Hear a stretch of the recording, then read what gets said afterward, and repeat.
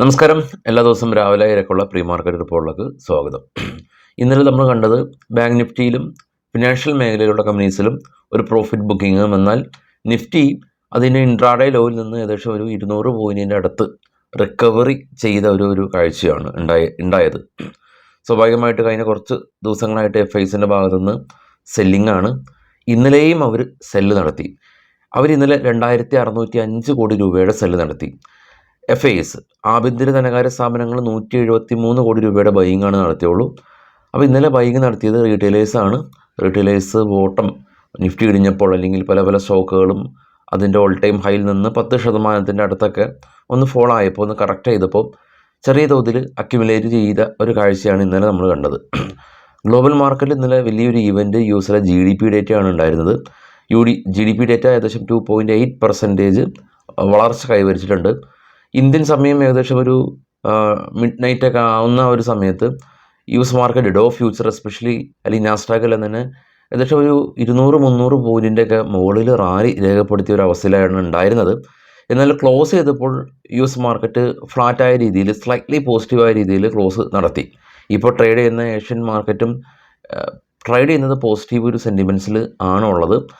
ഇന്നലെ കുറച്ച് റിസൾട്ട് ഉണ്ടായിരുന്നു. ടെക്കമ്മിൻ്റെ റിസൾട്ട്, രാംകോ സിമെൻറ്റിൻ്റെ result, MGL, AU small finance, അതൊക്കെ നമുക്ക് ചർച്ച ചെയ്യാം. പക്ഷെ അതൊക്കെ ഇന്ന് റിഫ്ലക്റ്റ് ചെയ്യും. അതുപോലെ ഇന്ന് സിപ്ലയുടെ റിസൾട്ട് ഉണ്ട്, IndusInd bank, power grid, IndiGo aviation കമ്പനിയായിട്ടുള്ള ഇൻഡിഗോ, അവരുടെ റിസൾട്ടുകൾ ഇന്നുണ്ട്. ഓൾമോസ്റ്റ് നിഫ്റ്റി 50 വെയിറ്റേജുള്ള ഭൂരിഭാഗം കമ്പനീസിൻ്റെ റിസൾട്ടുകളൊക്കെ വന്നു കഴിഞ്ഞിട്ടുണ്ട്. പക്ഷേ സ്റ്റിൽ ഇനിയും വരാനിരിക്കുന്നുണ്ട്. വലിയ കമ്പനീസിൻ്റെ റിസൾട്ട്, SB ഉൾപ്പെടെ കമ്പനീസിൻ്റെ റിസൾട്ടൊന്നും വന്നിട്ടില്ല. രാജ്യത്തിലെ ഏറ്റവും വലിയ പൊതുമേഖലാ ബാങ്കായിട്ടുള്ള SBN അങ്ങനെയുള്ള കമ്പനികളുടെ റിസൾട്ട് സ്റ്റിൽ വരാനുണ്ട്. അപ്പോൾ അതും ഇനി മുന്നോട്ട് മാർക്കറ്റിനെ മുന്നോട്ട് നയിക്കുന്ന ഒരു ഘടകങ്ങൾ തന്നെയാണ്. ഇനി പ്രധാനമായിട്ട് ഇന്ന് കുറച്ച് സ്റ്റോക്കുകളുടെ വാർത്തകളിലേക്ക് നമുക്ക് വരാം. നമുക്കൊരു ടെലഗ്രാം ചാനലുണ്ട്. കൂടാതെ തന്നെ ട്രേഡ് ബഡി എന്ന് പറയുന്ന IPO മറ്റുള്ള ഡീറ്റെയിൽസ് എല്ലാം തന്നെ ബ്രേക്ക്ഔട്ട് സ്റ്റോക്കുകൾ, FNO ബാൻ, FIസിൻ്റെ ആക്ടിവിറ്റീസ്, FIസിൻ്റെ ഇൻഡെക്സ് ഫ്യൂച്ചറുള്ള ആക്ടിവിറ്റീസ്, അങ്ങനെയുള്ള എല്ലാ കാര്യങ്ങളും നമ്മുടെ ട്രേഡ് ബഡി എന്ന് പറഞ്ഞാൽ നമ്മളുടെ ട്രേഡിംഗ് ആപ്ലിക്കേഷനിൽ ലഭ്യമാണ്.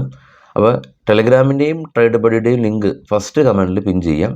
നിങ്ങൾക്ക് ഈസി ആയിട്ട് തന്നെ ആക്സസ് ചെയ്യാം. സ്റ്റോക്കുകളുടെ വാർത്തകളിലേക്ക് വരാം. ടെക്കം നെറ്റ് പ്രോഫിറ്റ് 23% ഉയർന്ന് 851 കോടി രൂപ കരസ്ഥമാക്കി. റവന്യൂ എന്നാൽ 1.2% ഒരു ഫോളാണ് ഉണ്ടാക്കിയത്. DLF റിയാലിറ്റി കമ്പനിയാണ്. നെറ്റ് പ്രോഫിറ്റ് 22% ഉയർന്ന് 644 കോടി രൂപ കരസ്ഥമാക്കി. റവന്യൂ 4.3% ഡൗൺ ആയി. United beverage company net profit 27% ഉയർന്ന് 173 കോടി രൂപ കരസ്ഥമാക്കി. റവന്യൂ 8.8% ഒരു അപ്പ് ഉണ്ടായിട്ടുണ്ട്. ശോഭ റിയാലിറ്റി കമ്പനി, അൻമുടി റിയാലിറ്റി എസ്റ്റേറ്റ് ഇവരുടെ പ്രൊമോട്ടേഴ്സ് ഗ്രൂപ്പാണ്.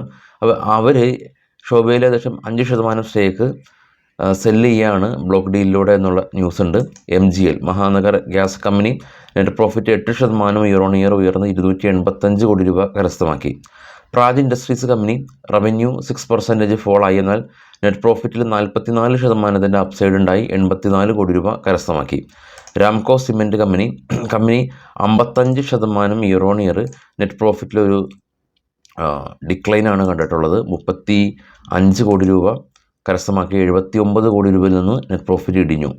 VST industries company bonus share issue ചെയ്യുന്നുണ്ട്. അപ്പോൾ അവരുടെ റെക്കോർഡ് ഡേറ്റ് ഉള്ളത് ഓഗസ്റ്റ് 30 ഓഗസ്റ്റ് ഡേറ്റ് ഉള്ളത് 1:10 എന്ന റേഷ്യോയിലാണ് ഇഷ്യൂ ചെയ്യുന്നത്. SCVN കമ്പനിക്ക് ഇവർക്കൊരു പുതിയ സ്റ്റോറേജ് പ്രൊജക്റ്റിൻ്റെ ഒരു ഓർഡർ മിസോറാം സ്റ്റേറ്റ് ഗവൺമെൻറ്റിൻ്റെ ഭാഗത്തു നിന്ന് കിട്ടിയിട്ടുണ്ട്. ഏകദേശം ഒരു 13,947 കോടി രൂപ പുറത്തു വരുന്നൊരു വലിയൊരു ഓർഡറാണ് SCVന് കിട്ടിയിരിക്കുന്നത്. ടെക്സ്മാക്കോ റെയിൽ കമ്പനി ജിൻഡൽ റെയിലിൻ്റെ ഏകദേശം ഒരു 100% സ്റ്റേക്ക് അക്യൂർ ചെയ്തിട്ടുണ്ട്. CNT കമ്പനി നെറ്റ് പ്രോഫിറ്റ് 190 നിന്ന് 144 ഫോളായി. KEL ക്യാഷപ്പ് ആൻഡ് സൺസ് കമ്പനി 160 കോടി രൂപയുടെ ഒരു ഓർഡർ അവർക്ക് ലഭിച്ചു. AU small finance bank company 387 കോടി രൂപയിൽ നിന്ന് 503 കോടി രൂപയിലേക്ക് നെറ്റ് പ്രോഫിറ്റ് ഉയർത്തി. ജുപ്പിറ്റർ വാഗൺ 63 നിന്ന് 89 കോടി രൂപയിലേക്ക് നെറ്റ് പ്രോഫിറ്റ് ഉയർത്തി. ഹോം ഫസ്റ്റ് ഫിനാൻസ് ബാങ്ക് 69 കോടി രൂപയിൽ നിന്ന് 87 കോടി രൂപയിലേക്ക് പ്രോഫിറ്റ് ഉയർത്തി. മോത്തിലാൽ ഒസ്വാൾ ഫിനാൻസ് കമ്പനി 527 കോടി രൂപയിൽ നിന്ന് 882 കോടി രൂപയിലേക്ക് പ്രോഫിറ്റ് ഉയർത്തി. ഗ്ലെൻമാർക്ക് ലൈഫ് സയൻസ് കമ്പനി 135 നിന്ന് 110 പ്രോഫിറ്റ് സ്ലൈറ്റ്ലി ഒന്ന് ഫോളായി. ഗ്ലോബൽ മാർക്കറ്റിൽ ഏറ്റവും ടോപ്പിൽ ബിറ്റ്കോയിൻ 66,000 $2,000 സ്പൈക്ക് ചെയ്തു. Brent oil 82, gold $2,360 per ounce. Australia കാണാൻ പോസിറ്റീവാണ്, China flat, Korea positive, Japan Dow future പോസിറ്റീവിൽ ട്രേഡ് ചെയ്യുന്നു. ഇന്ത്യ വിക്സ് ഇപ്പോൾ നിൽക്കുന്നത് 12.2. ജർമ്മൻ ഫ്രാൻസ് മാർക്കറ്റുകൾ റെഡിൽ അടച്ചപ്പോൾ UK മാർക്കറ്റ് പോസിറ്റീവായിരുന്നു.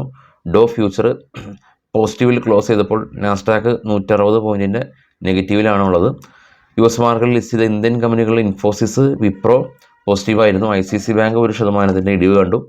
HDFC ഫ്ലാറ്റായിരുന്നു, പോസിറ്റീവായിരുന്നു ആക്ച്വലി. റിലയൻസ് GDRൽ 0.28% ഒരു വർധനവ് കണ്ടു. ഗ്ലോബൽ മാർക്കറ്റിൽ നമ്മൾ നേരെ സൂചിപ്പിച്ച പോലെ തന്നെ എൻ്റെ മാർക്കറ്റിൽ ഒരു കറക്ഷൻ മോഡിൽ നിന്ന് സ്ലൈറ്റ്ലി ഒരു ഭേദപ്പെട്ട അവസ്ഥയിലേക്ക് തിരികെ വരികയാണ്. അപ്പോൾ നിഫ്റ്റിയും സമാനമായ രീതിയിലാണ്. ഒരു കാര്യമുള്ളത്, മാർക്കറ്റ് ഇടിയുന്നു, ആ ഒരു ബോട്ടം ലെവലിൽ ബൈ ചെയ്യാനായിട്ട് ഇവിടെ ആളുകൾ തയ്യാറാണ് എന്നുള്ളതാണ്. അതായത് ആളുകൾ സെല്ല് ചെയ്യാതെ, മീൻസ് മാർക്കറ്റിൽ നിന്ന് ഇതൊരു ബെയറിഷ് മാർക്കറ്റാണ്, എല്ലാ ആളുകളും പറയും പോലെ ട്രെൻഡ് റിവേഴ്സലാണ്, ആ ഒരു രീതിയിലേക്കൊന്നും മാർക്കറ്റ് പോയിട്ടില്ല. ഈവൻ ഇപ്പോൾ ഗിഫ്റ്റ് നിഫ്റ്റി നിൽക്കുന്നത് ഇന്നലത്തെ ക്ലോസിംഗ് ആയിട്ടുള്ള 24,422 നിന്നും 24,480, അതായത് ഏകദേശം ഒരു 50 പോയിൻറ്റ് ഉയർന്ന ഒരു അവസ്ഥയിലാണ് സ്റ്റിൽ ഗിഫ്റ്റ് നിഫ്റ്റി ട്രേഡ് ചെയ്യുന്നത്. FIs സെല്ലിംഗ് മോഡലാണെങ്കിലും സീവിയർ ആയിട്ടൊന്നും സെല്ല് ചെയ്യുന്നില്ല.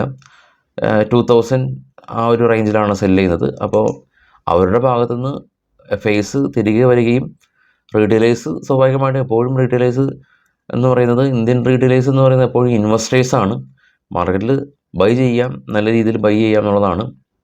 DAസിൻ്റെ കാര്യമായിട്ട് കാണെങ്കിൽ അവർ ന്യൂട്രലാണ്, വളരെ സ്മാർട്ട് ആയിട്ട് പാർട്ടിസിപ്പേറ്റ് ചെയ്യുന്നതാണ് DAs. മാർക്കറ്റ് ഹൈ ലെവലിൽ നിൽക്കുമ്പോൾ അവർ പ്രോഫിറ്റ് ബുക്ക് ചെയ്ത് വരും. മാർക്കറ്റ് ഡിപ്പിലാകുമ്പോൾ അവർ ബൈ ചെയ്ത് പോകും. ഇന്നലെ മാർക്കറ്റ് ന്യൂട്രൽ ആയതുകൊണ്ട് അവർ 121 കോടി രൂപ ബൈ. അങ്ങനെ വളരെ സ്മാർട്ട് പ്ലെയേഴ്സാണ് DAs. FIs ഒരു കണ്ടിന്യൂസ് ആക്ടിവിറ്റിയാണ്. ബൈ ആണെങ്കിൽ ബൈ, സെല്ലാണെങ്കിൽ സെല്ല്, എന്ത് തന്നെ മാർക്കറ്റിൽ സംഭവിച്ചാലും അവരത് തന്നെ ചെയ്യും. റീറ്റെയിലേഴ്സ് ഈ DAസിനേക്കാളും അതീവ സ്മാർട്ടായിട്ടുള്ള ആളുകളാണ്. പക്ഷേ റീറ്റെയിലേഴ്സിൻ്റെ ഭാഗത്തുനിന്ന് പാനിക്കായിട്ടുള്ള ഒരു സെല്ലിങ് പെട്ടെന്നുണ്ടാവും എന്നുള്ളതാണ് റീറ്റെയിലേഴ്സിൻ്റെ ആക്ടിവിറ്റിയിലെ ഒരു ന്യൂനത. അതുകൊണ്ടാണ് നമ്മൾ റീറ്റെയിലേഴ്സിൻ്റെ ആക്ടിവിറ്റീസ് എടുക്കാത്തത്. നമ്മൾ FIസിൻ്റെ ആക്ടിവിറ്റീസ് എടുക്കും പോലെ, DAസിൻ്റെ ആക്ടിവിറ്റീസ് എടുക്കും പോലെ റീറ്റെയിലേഴ്സിനും അതുപോലെ ആക്ടിവിറ്റി ഉണ്ട്, കൃത്യമായിട്ട് കണക്കുകളുണ്ട്, കൃത്യമായിട്ടുള്ള ചാർട്ട് ഫ്ലോസ് ഉണ്ട്. പക്ഷെ അത് പരിഗണനയിൽ വെക്കാത്തത് ഈ ഒരു കാരണം കൊണ്ടാണ്. എനിവേ, വൈകിട്ട് 7 മണിക്ക് കാണാം. Thank you.